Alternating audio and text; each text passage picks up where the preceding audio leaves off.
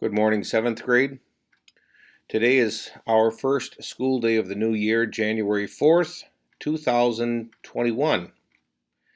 As we begin our new year, we will be introducing and reviewing pronouns. Our topic this week will be pronouns, and our takeaway is going to be identification of pronouns and labeling pronouns, whether they are subject pronouns or object pronouns. In the past, you have learned that a pronoun is a word that takes the place or a noun of a group of nouns or a single noun. As was true with other nouns, these can serve as being objects or subjects.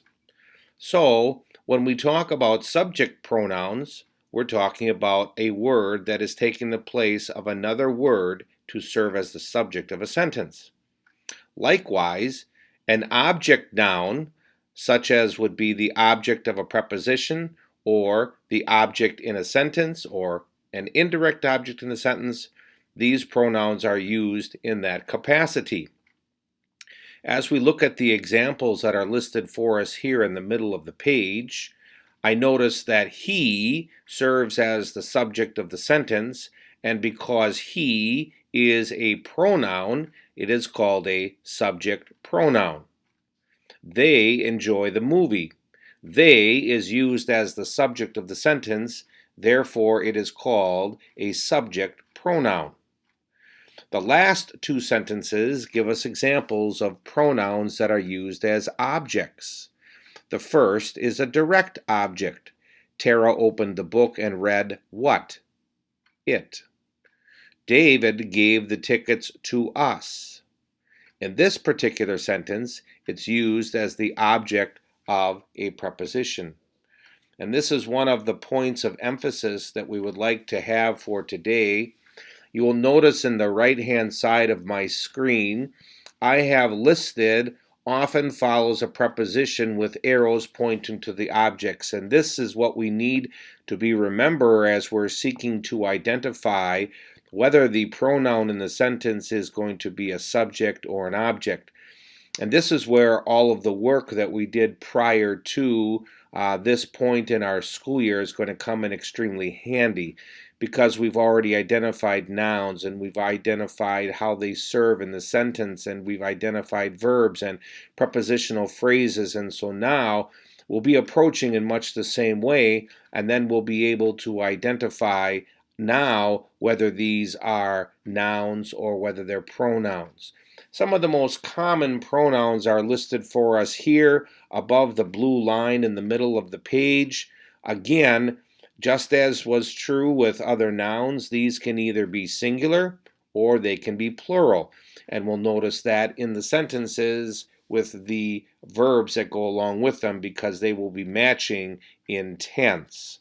We also notice that some of these, like he and she, identify gender.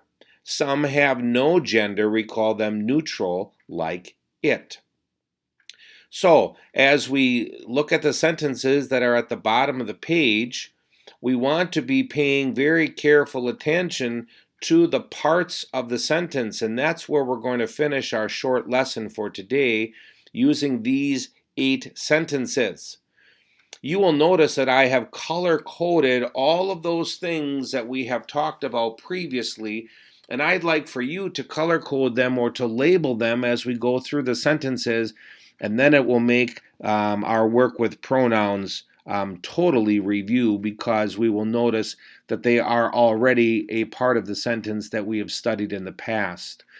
For our purposes here, the pinkish color is the subject. The bluish aqua color is the verb, and in gray I have highlighted prepositional phrases. This is going to be helpful when we get to some of our pronouns, because the object of the preposition is going to be a pronoun, and we'll see if that's the case with any of these sentences today. In the sample sentence, I see Walt Disney was, and then the remainder of the sentence is 2 prepositional phrases.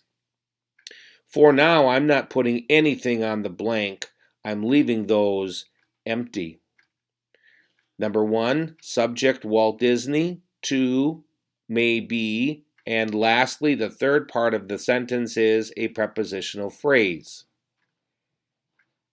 Number 2, Disney subject had verb prepositional phrase during his lifetime. Again, you can color code these, you can highlight them, use a crayon, or simply put S for subject, V for verb, and put parentheses around those words that are prepositional phrases. Sentence number 3, I notice the word achievements. And I also want you to notice in this sentence, I'm going to grab my highlighter and I'm going to go up here and I'm going to go like this. And I'm going to stop right here so we can still see that achievements is going to be the object of the preposition, okay? But this, again, this is an object of the preposition, but this is not, this word here is not a pronoun. So when I would be looking to identify, I would be saying, no, okay, this is not going to be a pronoun. This is part of the prepositional phrase of the achievements. And I want to note that here because that would be tempting to say that that's the subject of the sentence, and that's not the subject of the sentence. It's part of the prepositional phrase. So some is the subject, some include, and then with sound. Again, a prepositional phrase, but I have no other pronouns that are found in sentence number 3. Again, a word of caution when I have these prepositional phrases because the object is going to be a noun or a pronoun.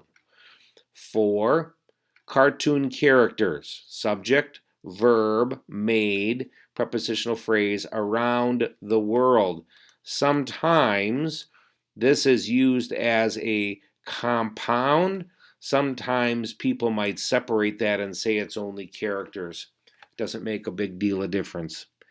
Notice all of the prepositional phrases in sentence number 5. Along with his partner.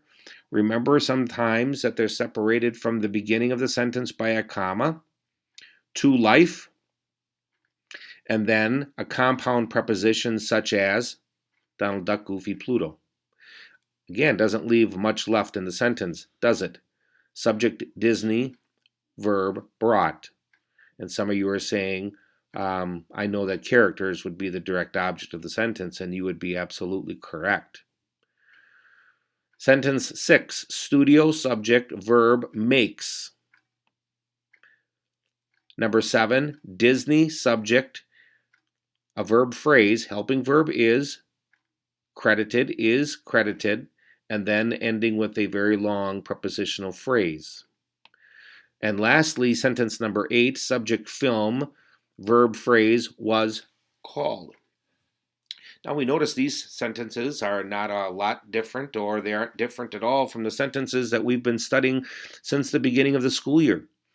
And as we continue our lesson tomorrow, we're going to see how we're going to be able to take both the subject, which for today I've highlighted in this pinkish mauve color, and the object of the preposition or the object of the sentence itself, and we're going to be able to see how we can easily insert one of these pronouns to take their place. Our takeaway from today is to identify pronouns. These are pronouns and these take the place.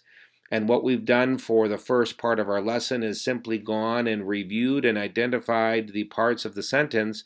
And now that we have an introduction to these pronouns, tomorrow we're going to take and insert some pronouns into the places where the nouns are found, and we're going to see how a subject and an object can be replaced with a pronoun.